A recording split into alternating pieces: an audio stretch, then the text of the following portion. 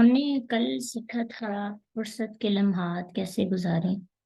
तो हम में से हर एक की ख्वाहिश रही होगी कि मैं अपने एक एक मिनट का ख्याल रखूं और ज़्यादा से ज़्यादा नेकियां कमा सकूं। तो ये सब चीज़ें जो है ना हमारी वक्त को सेव करी थी। अब ये है कि जन्नत में हमें दर्जात भी तो बुलंद करने हैं ना। तो इसलिए हमें ये भी पता होना चाहिए कि जन्नत में जो दर्जे बुलंद हैं, जैसे हमने पढ़ा कि जन्नती रश्क करेंगे एक दूसरे पर, कि वो जब अपने घरों की छतों पर जाएंगे तो देखेंगे कि कई लोगों के घर इतने ऊंचे ऊंचे होंगे कि जैसे हम आसमान पे चढ़ के तारों को देखते हैं, तो वैसे वो उन लोगों को देख रहे होंगे और रश्क करेंगे। तो अब क्यों नहीं हम उन तारों में बन नहीं सकते? क्या हमारी ख्वाहिश नहीं कि हमें लोग रश्क से देखें? तो उसके लिए जन्नत के जीनों पे कैसे चढ़ा जा सकता है, कैसे अपने दर्जात बुलंद किए जा सकते हैं? उसकी खूबसूरती तो तभी देखेंगे ना जब हम, जितना ऊंचा घर होता है खूबसूरती उतनी प्यारी तरीके से नजर आती है। ऊंचाई पे जाएं तो नीचे से मंजर सारा वाज़ेह होता है। और ऊंचे ऊंचे घर, आपने कभी किसी ऐसे होटल में डिनर किया हो, या वैसे ही दिन में ऊंचे ऊंची जगह पे चढ़े हों और नीचे खूबसूरती देखने का, जैसे आप किसी ऐसे मुकाम जहाँ पहाड़ी इलाके हैं, तो पहाड़ों के ऊपर से नीचे देखें तो कितना खूबसूरत मंजर नजर आता है। इसी तरह जन्नती ऊपर वाली जो मंजिल पे होंगे, वो नीचे देखेंगे तो उनको ज्यादा एंजॉय करने का मौका मिलेगा। हाँ जी, जैसे धामने को है बिल्कुल। तो सिंपली आप इसको देख सकते हैं। तो इसी तरह इंशाल्लाह हम भी कोशिश करते हैं ना कि हम ज्यादा से ज्यादा दर्जों को बुलंद कर सकें। तो कल जो हमने अमल सीखे वो बहुत छोटे छोटे से थे, जो हम चलते फिरते कर सकते हैं। इसके अलावा भी बहुत से ऐसे अमाल हैं कि जिनको अपनाने से, अपनी जिंदगी में शामिल करने से हम अपने दर्जात बुलंद करा सकते हैं। काफी ज्यादा, लेकिन हम चंद एक को, जितना हमें वक्त मिला है उसमें ही उसको डिस्कस करेंगे। हो सकता है उनमें से बहुत से काम ऐसे हैं जो हम पहले भी कर रहे हों, लेकिन यह है कि अब जब हम शौरी तौर पर नियत के साथ करेंगे तो हमारा अजर और बढ़ जाएगा। क्योंकि नियत के शामिल होने से वही काम इबादत बन जाता है, और नियत के शामिल ना होने से वो काम हमारे लिए वो दर्जा नहीं ला सकता जो एक बंदा अंदर से नियत के साथ करता है। तो आमाल का दारोमदार नियतों पर है। एक बंदा नेकी समझ के काम करता है, एक बंदा ऐसे ही आदतन करता है, तो दोनों के अंदर फर्क होगा। जैसे आप आटा गूंदते हैं, आटा गूंदना ही गूंदना है। और कल मैं आटा गूंद रही थी तो मुझे ख्याल आया कि कितना अ, अफजल काम हो सकता है अगर मैं ये सोचूं कि मैं आटा गूंदूंगी और फिर इससे इफ्तारी जिन्होंने करनी है उनके लिए रोटी बनेगी, इससे रोजा इफ्तार होगा, इससे सहरी के लिए रोटियां बनाई जाएंगी। तो मेरा इस आटा गूंदने का अजर कितना बढ़ सकता है? तो नीयत के बदलने से अजर और अल्लाह के यहाँ इखलास इंसान का चेक हो जाता है। ताला हम सबको खालिस नीयतें अता करे। जी, आगे बढ़ते हैं। औज़ु बिल्लाहि मिनश शैतानिर रजीम। बिस्मिल्लाहिर रहमानिर रहीम। रब्बि इश्रह ली सदरी व यस्सिर ली अमरी वहलुल उक़दतम मिन लिसानी यफ़क़हू क़ौली।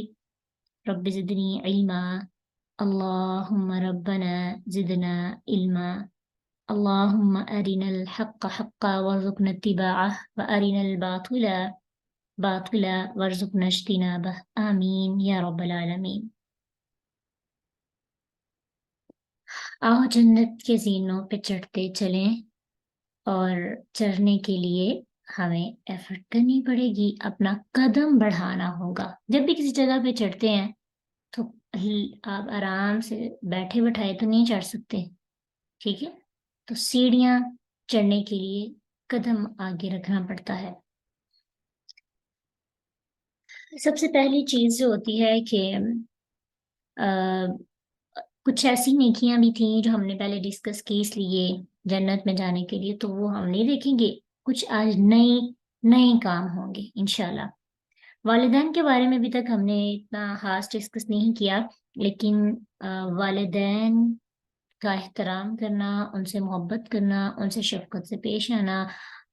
अगर कोई बंदा अपने वालिदैन को अपनी जिंदगी में पाता है और जन्नत हासिल नहीं कर पाता, तो वो बंदा ऐसा है कि जिसने बहुत ज्यादा नुकसान उठाया है। हदीस में आता है कि नबी सल्लल्लाहु अलैहि वसल्लम ने फरमाया, उस शख्स की नाक खाक में मिले। 3 मरतबा ये कहा। पूछा गया, अल्लाह के नबी किस शख्स की? फरमाया कि जिसने माँ बाप दोनों को या इनमें से किसी एक को बुढ़ापे में पाया और फिर जन्नत में दाखिल ना हुआ। तो बात पता ये चलती है कि जन्नत में दाखिल होने के लिए एक काम ये भी है कि आपके वालिदैन जब वो बुढ़ापे में हो, उनको आपकी ज़रूरत हो, उनको उनका ख्याल रखा जाए, उनकी खिदमत की जाए, उनके लिए शफकत के बाजू फैलाए जाए। ठीक है। इसमें भी हम अक्सर फेल हो जाते हैं, तो इस चीज का ख्याल रखें कि अगर नेकियां बहुत ज्यादा हैं, इस पेपर में फेल हैं, तो कटहरे में खड़े होकर पहले इसका जवाब देना होगा। इसी तरह एक अमल ये भी है कि जो बंदा किसी पे तरस खाता है, जिसका दिल नर्म होता है, और उसको भी जन्नत में जाने का मौका मिलता है। सही मुस्लिम की हदीस है कि नबी सल्लल्लाहु अलैहि वसल्लम ने 3 किस्म के लोगों के बारे में फरमाया कि ये 3 किस्म के लोग हैं जो जन्नत में जाएंगे। वो शख्स जो रहम दिल हो, और वो शख्स जो हर रिश्तेदार और हर मुसलमान के लिए नर्म दिल रखता हो। यानी उन तीनों में से एक आदत ये बताई गई कि उस बंदे का दिल नर्म हो। किसी पे जुल्म हो रहा है, किसी पे ज्यादती हो रही है, वो अगर उसको छुड़ा नहीं सकता ना, कम से कम इसको एंजॉय ना करता हो। इसके उसके दिल में उसके लिए तरस वाला रवैया पैदा होना चाहिए, उस पर प्यार आना चाहिए, उसके लिए नरमी पैदा होनी चाहिए। अगर वो हाकिम है तो महकूम के मामले में गलती अगर हो जाती है, तरस खाते हुए उसे माफ कर देता है। तो जिसका दिल इस तरह का होता है, ऐसे बंदे जन्नत में जाएंगे। और एक और अमल, 10 लाख नेकियां और जन्नत में एक घर। ये कौन सा अमल है जिसका इतना ज्यादा अजर है? क्या आप जानना चाहेंगे? इतना छोटा सा काम, और अमूमन उस जगह पे, जिस जगह पे काम करने का बताया है, बड़ा मुश्किल होता है, क्योंकि जैसे हम उस जगह पे एंटर होते हैं, तो हम अल्लाह को भूल जाते हैं। आप जानते हैं वो कौन सी जगह है जिसमें हम कदम रखें तो हमें कुछ भी नहीं याद रहता कि हमारे पास हमारा दीन भी है, हमारा रब भी है? जानते हैं? आपके जहन में कोई ऐसी जगह आ रही हो? और कौन सी जगह? जहाँ इंसान एंटर होता है तो इंसान सब कुछ भूल कर बस अपने नफ्स की बात सुनता है, नफ्स की मानता है। कोई जहन में कोई ख्याल? हम्म। जी, बाजार। जब इंसान बाजार में एंटर होता है ना, तो इंसान को कुछ भी याद नहीं था, बस इतना है कि नहीं शॉपिंग करनी है, ये भी चीज काश मेरे पास हो, पैसे थोड़े भी हो ना, हर चीज खरीदने को दिल करता है। तो हदीस में आता है कि नबी सल्लल्लाहु अलैहि वसल्लम ने फरमाया, जो शख्स बाजार में दाखिल होते वक्त ये एक दुआ पढ़ लेता है, ला इलाहा इल्लल्लाह वहदहु ला शरीका लहु लहुल मुल्क व लहुल हम्द युहयी व युमीतु व हुवा हय्युल ला यमूतु बियदिहिल खैर व हुवा अला कुल्ली शैइन कदीर। उस बंदे को 10 लाख, उस बंदे के दर्जात भी बुलंद होते हैं, 10 लाख नेकियां लिख दी जाती हैं, 10 लाख गुनाह मिटा दिए जाते हैं, और 10 लाख उसके दर्जे जन्नत में बुलंद कर दिए जाते हैं। हम्म।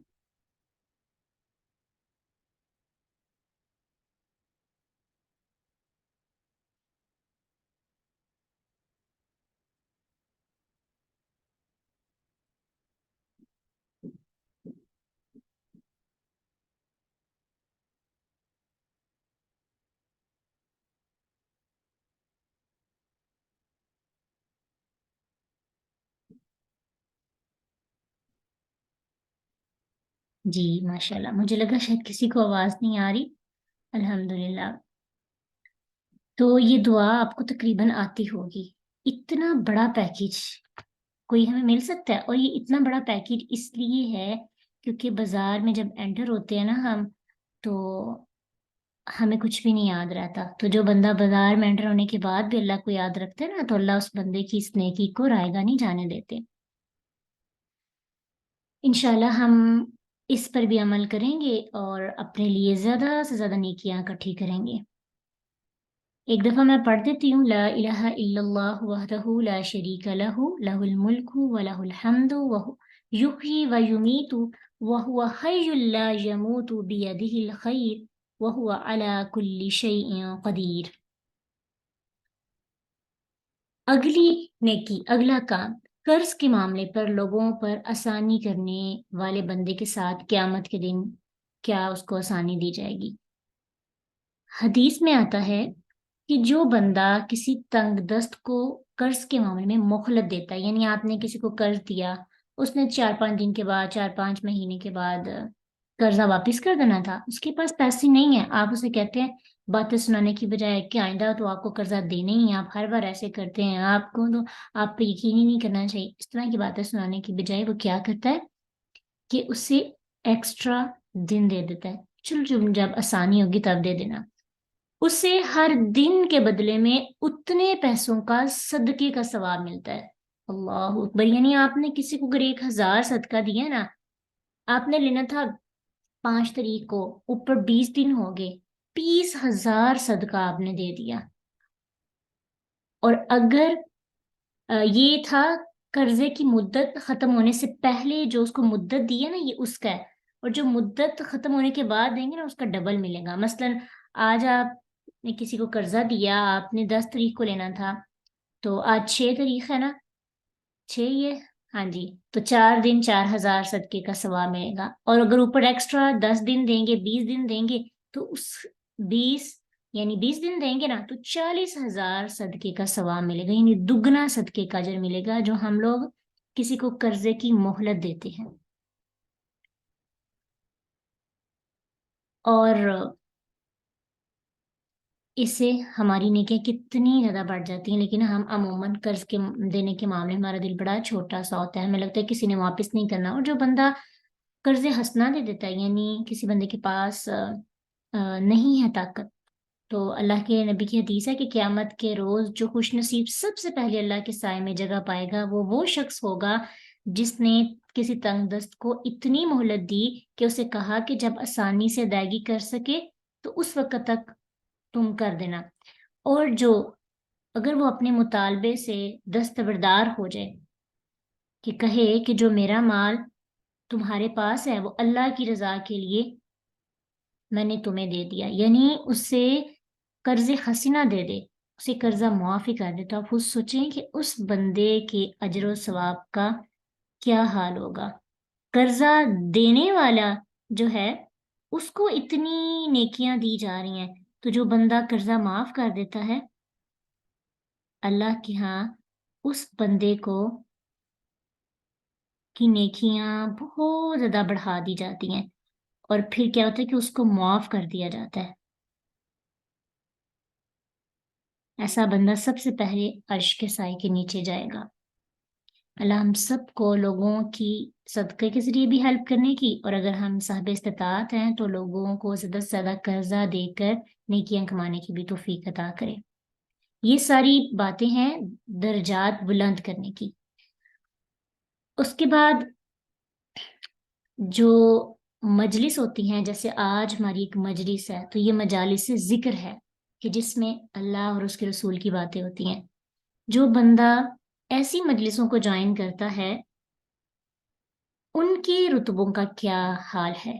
ابو ہریرہ رضی اللہ عنہ سے روایت ہے کہ رسول اللہ صلی اللہ علیہ وسلم نے فرمایا، یہ صحیح مسلم کی حدیث ہے، بخاری کی بھی، کہ اللہ تعالیٰ کے فرشتے چلتے پھرتے رہتے ہیں، ان کا اور کوئی کام نہیں ہوتا۔ کچھ فرشتے ایسے ہیں کہ وہ مجالس ذکر کی تلاش میں رہتے ہیں، جب وہ کوئی ایسی مجلس پاتے ہیں جس میں اللہ کا ذکر ہو رہا ہو تو وہ ان کے ساتھ بیٹھ جاتے ہیں اور ایک دوسرے کو اپنے پروں سے ڈانپ لیتے ہیں، اتنے زیادہ ہو جاتے ہیں کہ اس مجلس سے لے کر آسمان دنیا تک سارے فرشتے ہی فرشتے ہوتے ہیں.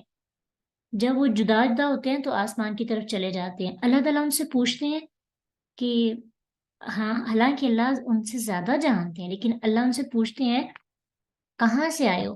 وہ جواب دیتے ہیں ہم زمین پر تیرے ان بندوں کے پاس گئے تھے جو تیری تسبیح، تیری بڑائی، تیری توحید، تیری بزرگی بیان کر رہے تھے، تجھ سے سوال کرتے ہیں. اللہ فرماتے ہیں وہ کس چیز کا تم مجھ سے سوال کر رہے تھے؟ فرشتے کہتے ہیں اللہ وہ تجھ سے تیری جنت کا سوال کر رہے تھے. اللہ فرماتے ہیں کیا انہوں نے میری جنت دیکھی؟ وہ کہتے ہیں نہیں ہے ہمارے رب. اللہ تعالیٰ فرماتے ہیں کہ اگر وہ جنت دیکھتے تو پھر ان کی کیفیت کیا ہوتی، یعنی ان کی مانگنے کی شدت کتنی بڑھ جاتی. پھر اسی طرح اللہ سبحانہ تعالیٰ کو مزید بتاتے ہیں کہ وہ تیری آگ سے پناہ طلب کر رہے تھے اور وہ تجھ سے مغفرت طلب کر رہے تھے. تو اللہ سبحانہ تعالیٰ فرماتے ہیں میں نے انہیں معاف کر دیا، انہیں وہ جو چیز مانگ رہے تھے وہ عطا کر دی، جس چیز سے پناہ چاہتے تھے اس سے بھی ان کو پناہ دے دی. فرشتے کہتے ہیں کہ اس مجلس میں فلاں بندہ بھی تھا جو انتہائی گناہ گار ہے، اور وہ گزر رہا تھا، گزرتے گزرتے ان کے ساتھ بیٹھ گیا. جیسے چلتے چلتے آپ کی نیت نہیں تھی جوائن کرنے کی، چلتے چلتے بس کا دیکھ رہے بڑا ہو کیا رہا ہے. اللہ تعالیٰ فرماتے ہیں میں نے اس سے بھی معاف کر دیا. یہ وہ لوگ ہیں کہ ان کے ساتھ بیٹھنے والا شخص بھی محروم نہیں ہوتا.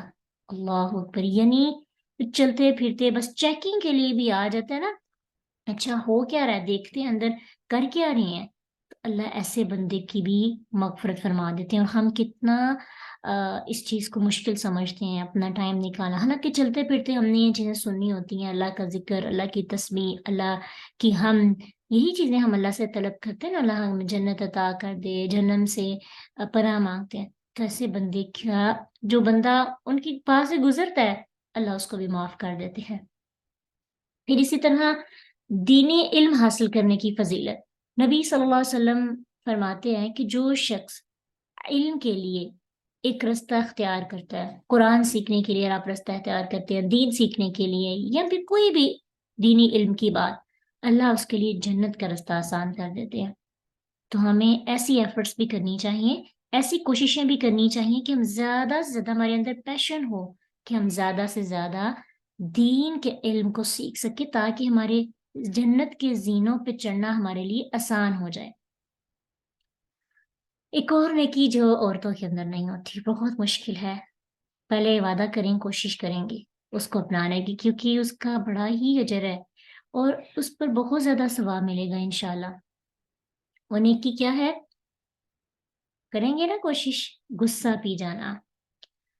حدیث میں آتا ہے کہ جو انسان غصہ پیتا ہے اس کے باوجود کہ وہ اس کو نکالنے پہ قادر ہوتا ہے، یہ نہیں کہ بڑوں پہ غصہ ہے ان پہ تو ہم نکال ہی نہیں سکتے، بچوں پہ، چھوٹوں پہ، محکوم پہ، جن کے سے غصہ ان پہ نکال سکتے ہیں، باس ہے اپنی امپلائیز پر آ جاتا ہے، اگر وہ پی لیتا ہے نہیں نکالتا، اللہ تعالیٰ قیامت کے دن اس کو سب لوگوں کے سامنے سٹیج پہ بلائیں گے اور اس کو اختیار دیں گے کہ وہ موٹی آنکھوں والی حوروں میں سے جسے چاہے پسند کر لے.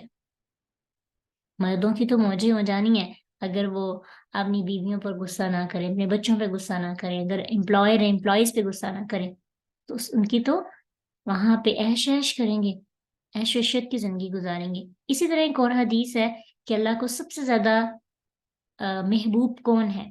نبی صلی اللہ علیہ وسلم نے فرمایا وہ آدمی جو اپنے غصے پر قابو پا لے، اللہ اس کے عیب پر پردہ ڈال دیتا ہے. جو انسان غصہ پی جائے، حالانکہ اگر وہ چاہتا تو اس کا اظہار بھی کر سکتا تھا، اللہ تعالیٰ قیامت کے دن اس کے دل کو خوشی سے بھر دے گا، یعنی اس کو اتنی خوشیاں دے گا اللہ کہ وہ بہت زیادہ خوش ہو جائیں گے. جی عورتوں کے لیے یہ حدیث آ گئی نا کہ اللہ ان کو، اگر ان کے لیے ہو رہی نہیں تو ان کے لیے کچھ اور بھی تو ہوگا نا، بہت کچھ ہوگا جنت میں انشاءاللہ. تو ایسے بندے کو اللہ وہ سب کچھ عطا کر دے گا جس کی اس کو چاہت تھی، تو وہ خوشیوں سے اس کا دل بھر جائے گا. پھر اسی طرح ایک اور عمل، اتنا چھوٹا سا عمل، اتنا چھوٹا سا عمل اور اجر اتنا زیادہ، یقین جانے ہمیں ہاتھ بھی نہیں ہلانے پڑتے، نہ پیسہ لگانا پڑتا ہے، کچھ بھی نہیں کرنا پڑا، بس بیٹھ کے نا اپنے مائنڈ کی جو تاریں ہیں نا ان کو صحیح جگہ پہ جا کے کنیکٹ کر دیں، اجر و ثواب. حدیث میں آتا ہے، نبی صلی اللہ علیہ وسلم فرماتے ہیں کہ میں تمہیں ایک حدیث بیان کرنے لگا ہوں، اسے اچھے طریقے سے ذہن نشین کر لو. دنیا میں 4 قسم کے آدمی ہیں، یا دنیا 4 آدمیوں کے لیے۔ ایک وہ جسے اللہ مال بھی دیتا ہے اور علم بھی دیتا ہے، وہ مال کے سلسلے میں اپنے رب سے ڈرتا ہے، صلہ رحمی کرتا ہے، اس میں جو اللہ کا حق ہے وہ اسے ادا کرتا ہے، تو سب سے افضل درجہ اس بندے کا ہے۔ دوسرا وہ بندہ کہ جسے اللہ نے علم دیا لیکن مال نہیں دیا، تو وہ کیا کرتا ہے؟ سچا ارادہ کرتا ہے، اے میرے رب اگر تو مجھے مال دے گا نا، تو جس طرح یہ بندہ تیری راہ میں خرچ کر رہا ہے دونوں ہاتھوں سے، اللہ میں بھی ایسے خرچ کروں گا، اور ایسے شخص کو اللہ اسی شخص کے مطابق جتنا اس کو اجر مل رہا ہے نا، جو خرچ کر رہا ہے، سوچنے والے کو بھی اس کے مطابق اجر مل جاتا ہے۔ تیسرا وہ بندہ جسے اللہ تعالیٰ نے مال بھی دیا ہے لیکن علم نہیں دیا، وہ اپنے مال کو فضول ایکٹیویٹیز میں جدھر دل چاہتا ہے، اللہ سے ڈرتا نہیں، صلہ رحمی نہیں کرتا، اللہ کے حق کو نہیں جانتا، تو سب سے نچلا درجہ اس آدمی کا ہے۔ چوتھا وہ ہے جسے اللہ تعالیٰ نے نہ مال دیا ہو نہ علم دیا ہو، تو وہ کیا کہے کہ اگر میرے پاس مال ہوتا تو میں بھی گھر بناتا، میرے پاس مال ہوتا تو میں نے بائک لینی تھی، میرے پاس مال ہوتا میں نے یہ بنگلہ کرنا تھا، حالانکہ اس کے پاس مال بھی نہیں ہے اور اس کے پاس علم بھی نہیں ہے۔ دیکھیں اس نے کب عمل نہیں کیا، لیکن اس کو گناہ اتنا ملے گا جتنا وہ جس بندے کو دیکھ کر گناہ کرنے کی یا دنیا میں انوالو ہونے کی نیت کر رہا ہے۔ ہمارے پاس اگر علم ہے، مال نہیں ہے، تو جو لوگ مال خرچ کر رہے ہیں اللہ کی راہ پر، ان کی طرف دیکھ کر یہ ارادہ کر لینا، اللہ تو مجھے ان کے جتنا امیر کر دے گا نا، تو یا اللہ میں تیری راہ میں دونوں دونوں ہاتھوں سے سخاوت کروں گی، بس اتنا سوچنا ہے، جتنا وہ بندہ کام کر رہا ہے اس کو اجر مل رہا ہے، اللہ آپ کو بھی اجر عطا کر دیں گے، آپ کے بھی رتبے اتنے بلند ہو جائیں گے۔ تو انشاءاللہ اس عمل پہ بھی ہم پوری کوشش کریں گے۔ پھر اسی طرح پڑوسی کے ساتھ حسن سلوک سے بھی انسان جنت میں داخل ہو جاتا ہے۔ نبی صلی اللہ علیہ وسلم صحیح بخاری کی حدیث ہے، ارشاد فرماتے ہیں کہ اللہ کی قسم وہ مومن نہیں ہو سکتا۔ 3 بار اللہ کے نبی صلی اللہ علیہ وسلم نے فرمایا، پوچھا گیا وہ کون؟ کہا وہ بندہ جس کی شرارتوں سے اس کا پڑوسی محفوظ نہ ہو۔ پھر اسی طرح ایک اور حدیث میں فرمایا کہ وہ شخص جنت میں داخل نہیں ہوگا جس کی شرارتوں سے اس کا پڑوسی محفوظ نہ ہو۔ تمہارے جو نیبرز ہیں ان کے ساتھ بھی اس نے سلوک کرنا چاہیے۔ اللہ کے نبی صلی اللہ علیہ وسلم نے نیبرز کی اتنے حقوق بیان کے صحابہ کو ڈر لگنا شروع ہو گیا کہ کہیں وراثت میں بھی ان کو حق نہ مل جائے، اور ہم لوگ اجنبیوں سے بڑی محبت کرتے ہیں، جو ساتھ نیبرز ہوتے ہیں نا ان کو اتنے حقوق نہیں ادا کرتے، اس لیے نیبرز کے بڑے حقوق ہیں، ان کا بھی خیال رکھنا چاہیے، اور اپنے پیرنٹس کو بتانا چاہیے اگر ان سے کوئی غلطی ہو جائے یا ان کے ہاں کوئی معاملہ آ جائے پیش، ان کی عادت کے لیے جائیں، ان کے ساتھ حسن سلوک سے پیش آئیں، ان کے ساتھ بدتمیزی نہ کریں، ٹھیک ہے۔ پھر اسی طرح عابدہ ایک خاتون تھی، صحیح بخاری کی حدیث ہے کہ ایک نبی صلی اللہ علیہ وسلم نے کو بتایا گیا کہ فلاں عورت رات کو قیام کرتی ہے، دن کو روزے رکھتی ہے، اس کے علاوہ کئی نیک کام اور صدقہ بھی کرتی ہے، لیکن اس کے ساتھ ساتھ اپنی زبان کے ساتھ اپنے پڑوسیوں کو تکلیف پہنچاتی ہے، تو رسول اللہ صلی اللہ علیہ وسلم نے فرمایا اس میں کوئی خیر نہیں، وہ جہنم والوں میں سے ہے۔ پھر صحابہ نے نبی صلی اللہ علیہ وسلم کو بتایا کہ فلاں عورت فرض نماز پڑھتی ہے، پنیر کے ٹکڑوں کے ساتھ صدقہ کرتی ہے، کسی کو تکلیف نہیں دیتی، تو رسول اللہ صلی اللہ علیہ وسلم نے فرمایا وہ چاہے نفلی عبادات نہیں کرتی لیکن وہ جنت والوں میں سے ہے۔ کیوں؟ کیونکہ اس کے ہمسائے اس سے، اس کی زبان سے، اس کے ہاتھ سے محفوظ ہیں۔ تو اپنی زبان اور اپنے ہاتھ سے اپنے روم میٹس بھی آپ کے جو روم میٹس ہیں نا وہ بھی آپ کے ہمسائے ہوتے ہیں، ٹھیک ہے۔ اور آپ کالجز میں یا آپ کی جیسے جوائنٹ فیملی ہے تو دورانی جٹھانی یہ آپ کے نیبرز، ان کا زیادہ حق ہو، یعنی فیملی میں سے ہے نا، تو نیبرز کا اتنا حق ہے تو ان کا کیا حق نہیں ہوگا۔ اور عموماً سب سے زیادہ لڑائی جھگڑا ایسے رشتوں میں ہوتا ہے کہ معاف نہیں کیا جاتا، قطع رحمی قطع تعلقی کر لی جاتی ہے۔ تو اللہ سے دعا کیا کریں اگر ایسے رشتوں میں آپ ہیں تو زیادہ سے زیادہ ان کا خیال رکھیں، نہیں ہے تو جب آئیں گے تو پہلے سے نیت بنائیں میں نے سب سے زیادہ صلہ رحمی یہاں پہ کرنی ہے، میں نے جنت میں جانا ہے۔ ایک اور عمل کتنا عام سا اور مشکل ہے کرنا، اپنے بھائی کا غائبانہ دفاع کرنے کی بنا پر بھی جہنم سے نجات پائی جا سکتی ہے۔ حدیث میں آتا ہے کہ جو شخص اپنے بھائی کی عزت کا دفاع کرے گا، اللہ تعالیٰ قیامت کے روز اس کے چہرے سے جہنم کی آگ کو دور کر دے گا۔ عزت کی دفاع کا مطلب یہ ہوتا ہے کہ کسی انسان کی مذمت کی جا رہی ہے، اس کے خلاف بات کی جا رہی ہے، اس کی چگلی غیبتیں کی جا رہی ہیں، آپ کیا کریں؟ کہیں گے نہیں وہ ایسا نہیں ہے، آپ کو غلط فہمی ہوئی ہے، یعنی اس کا دفاع کریں کہ اس کے بارے میں بری بات نہ کسی کو کرنے دیں. تو ایسے بندے کو جہنم، اس کا چہرہ جہنم کی آگ سے دور کر دیا جائے گا. ایسا کرتے ہیں ہم؟ نہیں کرتے نا. یہ بھی اگر کسی کے خلاف بات ہو رہی ہو، ہم ساتھ چسکے لے لے کے اور کرتے ہیں. غیبت چگلی کے ٹاپک میں ہم نے یہ ڈسکس کیا تھا. اس لیے لوگوں کی عزت کا دفاع بھی کرنے کی کوشش کریں، اس سے بھی ہم جنت میں اپنے رتبوں کو بڑھا سکتے ہیں. انسان سمجھتا ہے کہ صرف نمازیں اور روزے چلیں گے. جہنم میں تو، جہنم سے آزادی کے لیے تو بہت سے کام ہیں، اور جنت میں جانے کے لیے بہت سی ایکٹیویٹیز ہیں، ہمیں پتہ نہیں ہے. درگزر کرنا اور دل کو پاک رکھنا یہ جنت میں لے جانے کا سبب بنتا ہے. وہ ایک بڑی لمبی سی حدیث ہے کہ ایک دفعہ ایک اللہ کے نبی کے مجلس میں بیٹھے تھے، ایک شخص آیا اور کہا کیا تم نے چلتا پھرتا جنتی دیکھنا ہے؟ صحابہ نے کہا کیوں نہیں؟ تو آپ نے اشارہ کیا اس شخص کی طرف. تو عبداللہ بن عمر بن عاص کہتے ہیں کہ میں بڑا سوچا کہ اس آدمی کے اندر ایسی کیا چیز ہے، میں دیکھوں تو صحیح. ان کے گھر چلے گئے، ان کے ساتھ وقت گزارا، دیکھا سارے عمل ویسے کے ویسے ہی تھے جیسے ان کے اندر تھے. تو پوچھنے لگی، آخر کار پوچھا کہ تمہارے اندر ایسا کون سا عمل ہے کہ جس کی وجہ سے تمہیں دنیا کے اندر ہی جنت کی بشارت دے دی گئی ہے؟ تو اس نے کہا کہ میں جب رات کو سونے لگتا ہوں نا، اس حالت میں سوتا ہوں کہ میرے دل میں کسی کے بارے میں بھی خیانت اور بغض کے جذبات نہیں ہوتے، یعنی میں سب کو معاف کر کے سوتا ہوں. تو اس لیے جو ہمارے اسلاف کے اعمال تھے نا، وہ عمل ان کے کم کرتے تھے لیکن انہیں اجر زیادہ ملتا تھا. اس کی ریزن کیا تھی؟ کہ وہ اپنے دلوں کو پاک رکھتے تھے. ہماری سب سے بڑی وجہ یہ ہے کہ ہم اپنے دلوں کو پاک نہیں رکھتے. ہم نماز پڑھ رہے ہیں، لوگوں کے بارے میں نیگیٹو سوچ رہے ہیں، تو یہ ساری چیزیں ہمیں جنت سے دور کرتی ہیں. اس لیے ان پہ بھی کام کرنا ہے. صرف ذکر اذکار کافی نہیں ہوں گے. یہ نہ ہو کہ دل پاک نہ ہو اور زبان ذکر سے تر ہو جائے اور نمازیں بھی پڑھی جائیں لیکن ہماری ہاتھ، زبان، دماغ سے کوئی محفوظ نہ ہو. جنت میں گھر کی ضمانت ایک اور بندے کو. یہ ایسا بندہ ہے کہ جو حق پر ہونے کے باوجود جھگڑے سے اجتناب کرتا ہے، سچا ہے. لوگ یقین ہی نہیں کر رہے. اتنی بار اس نے کہا کہ میں نے یہ کام نہیں کیا، لوگ نہیں یقین کرتے. کیا سوچے یار اب مجھے اب جنت میں اس کا اجر چاہیے، ٹھیک ہے اس کو نہیں یقین آ رہا، میں نہیں جھگڑا کرنا. اللہ کہتے ہیں ایسے بندے کو جنت کے درمیان میں گھر دیا جائے گا. جیسے ہم کہتے ہیں نا کہ میں نے اس کے دروازے کے آگے جا کے گھر بنانا ہے. کسی کو جیلس کروانے کے لیے اس طرح سے ہم کبھی بول دیتے ہیں. دنیا میں چپ ہو جائے، دنیا میں نہ جھگڑے. اللہ کہتے ہیں ایسے بندے کو جنت کے مرکز میں ایک گھر کی ضمانت دیتا ہوں. جو وہ کون سا بندہ ہے؟ جو جھوٹ چھوڑ دیتا ہے اگرچہ مذاق ہی کیوں نہ کر رہا ہو، اور وہ بندہ جو جھگڑے سے اجتناب کرتا ہے.